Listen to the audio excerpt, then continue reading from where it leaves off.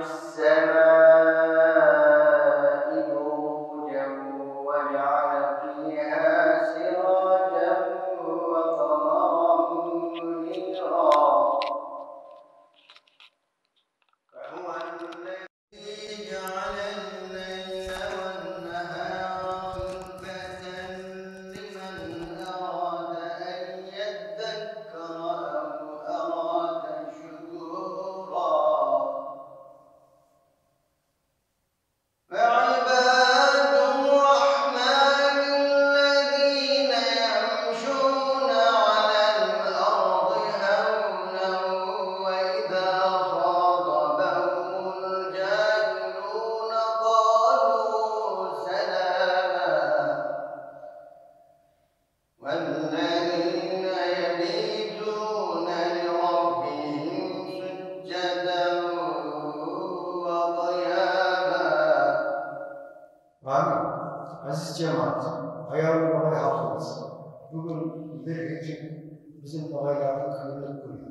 2. Katerina 1 Ekim günü Kafkaslar'da bari Müslümanların olaylarda kıymetli milyonlarca Müslümanlar o yerden hem kurban hem de şehit etken. Bazı şehitlerimize Allah rahmet etsin. Biz onlarla anamız. Allah Teala onları cennetine salsın. Peygamberimiz komşusu etsin. Yatkan yerleri cevap olsun. Allah Teala halkımızla mutlaka kıymetler göstermesin. Allah bizi bu dünyada yaşamımızı affetsin.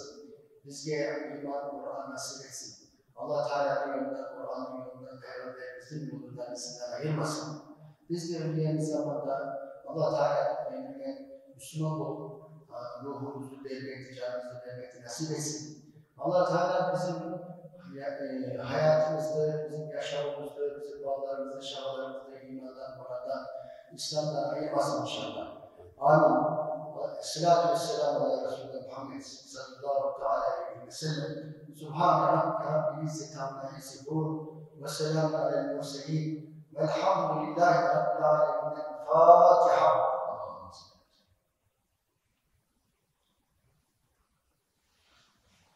Bugün Nogay halkının esdelik em kaygı günü. 1783 yılda bolgan kıyınlıklarda şahit bolgan Nogaylarga Cenab-ı Allah'tan rahmet dileyimiz. Yatkan yerleri yarık olsun. Dünyada bugün etilgen dualarda Cenab-ı Allah kabul etsin. Allah halkımızga bundan sonraki ömürlerde solay kıyınlıklar körsetmesin.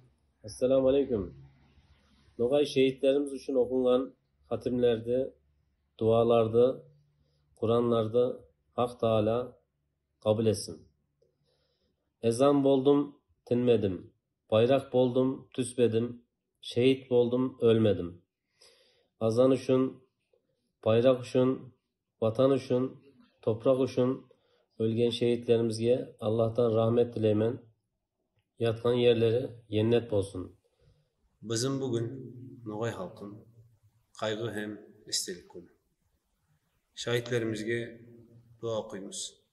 Allah onlarını cennetine alsın. Yatkan yerleri yarık olsun. Ol kıyınlıktan kaşıp, köşüp gelgen Nogay ata babalarımız bugün dünyaya şaşılganlar. Əldə Kırım'da, Ukrayna'da, Rumanya'da, Bulgarya'da hem bizim yaşatağan yerimiz Türkiye'de yaşaydılar. Allah rahmet eylesin. Yatkan yerleri cennet bahçesi olsun. Allah kabul etsin okugan dualarga. Allah kabul etsin verilgen sadakalarga. Allah kabul etsin kesilgen kurbanlarga. Bu günde